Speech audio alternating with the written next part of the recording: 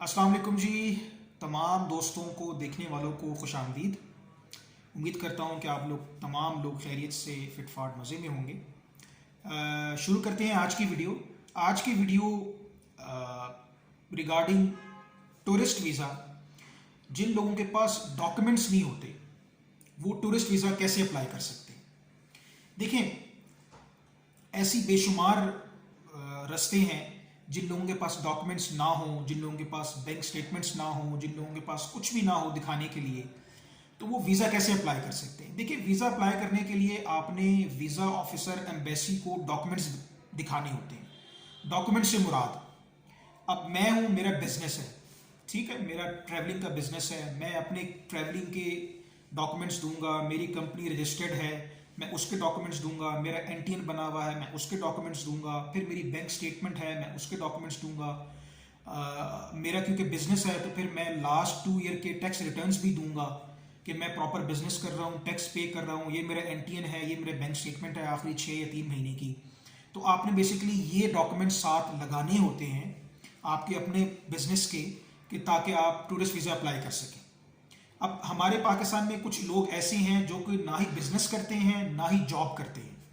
अच्छा, उनके लिए बड़ा आसान सा हल है। होता ये है कि आपको कोई भी एम्बेसी वीज़ा अप्लाई करने से नहीं रोक सकती अगर आपके पास डॉक्यूमेंट्स नहीं भी हैं।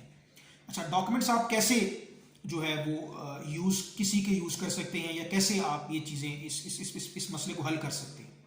नंबर 1, आपने अपने सर्कल में देखना है।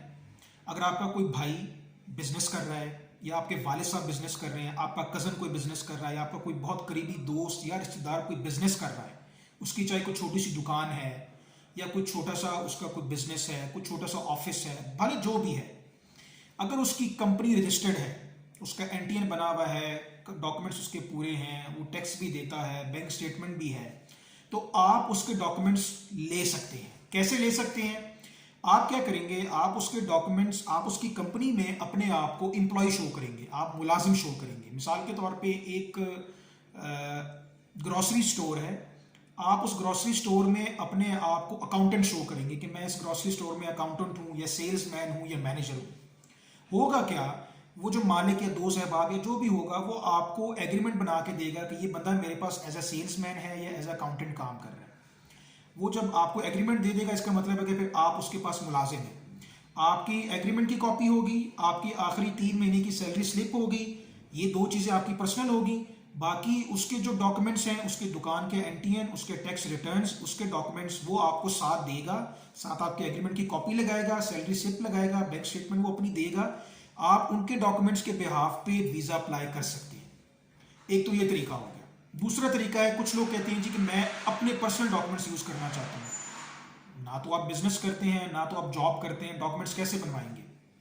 इसका तरीका ये होगा, आपने कोई भी XYZ फर्जी कंपनी, मिसाल के तौर पे आप यूँ कह लें कि आपकी एक बार्बर शॉप है, ठीक है, बाल कटवाने का बार्बर शॉप है, आपकी सैलून है।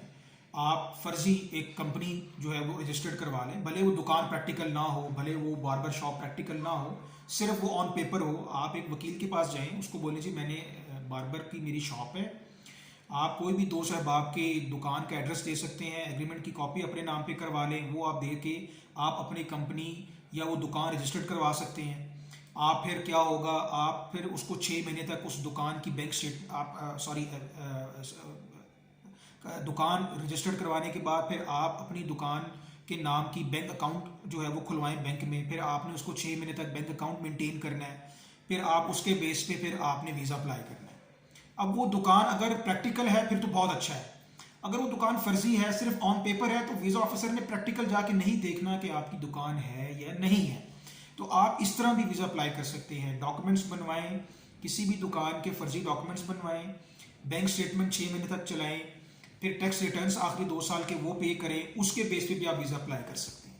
तो मैंने आपका ये मसला हल कर दिया। मुझे काफ़ी लोगों ने पूछा कि जी मैं कुछ भी नहीं करता, मैं कैसे वीज़ा अप्लाई कर सकता हूँ? तो मैंने आपको 2 रास्ते बता दिए। या तो आप किसी के डॉक्यूमेंट्स इस्तेमाल कर सकते हैं, या आप अपने डॉक्यूमेंट्स इस्तेमाल कर सकते हैं फर्जी। अगर आपको डॉक्यूमेंट्स बनवाने में कोई मसला है तो आप मेरी जो है वो कंपनी की सर्विसेज यूज़ कर सकते हैं। हम इसकी सर्विसेज भी प्रोवाइड करते हैं कि हम आपके डॉक्यूमेंट्स तैयार करके देते हैं और उसके बिहाफ पे आपका वीज़ा अप्लाई करते हैं। तो उम्मीद करता हूँ कि आपको मेरी वीडियो में इंफॉर्मेशन मिली होगी। अगर फिर भी किसी को समझ नहीं आया तो आप मेरे नंबर पर रब्ता करके मुझसे डिटेल में पूछ सकते हैं और आप मुझसे प्रोसेस भी करवा सकते हैं डॉक्यूमेंट्स के लिए। तो मेरे काइंडली दोबारा रिक्वेस्ट करूंगा कि मेरे चैनल को सब्सक्राइब करें, लाइक करें और मज़ीद वीडियोस को जो है वो शेयर भी करें ताकि आपको और लोगों को भी फ़ायदा हो सके। उम्मीद करता हूँ आपको मेरी वीडियो पसंद आई होगी। अगर पसंद आई है तो काइंडली मेरा चैनल सब्सक्राइब करें, लाइक करें और इसको शेयर भी करें। Thank you so much. मिलता हूँ इंशाल्लाह नेक्स्ट अपडेट नेक्स्ट वीडियो में। अल्लाह हाफ़िज़।